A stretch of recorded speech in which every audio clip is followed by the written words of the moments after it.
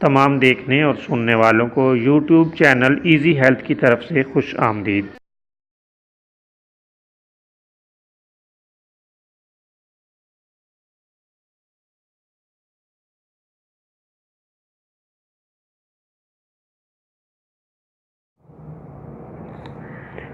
दोस्तों, आज की इस वीडियो में हम आँखों की ख़ारिश का एक इलाज आपकी खिदमत में लेकर हाजिर हुए हैं।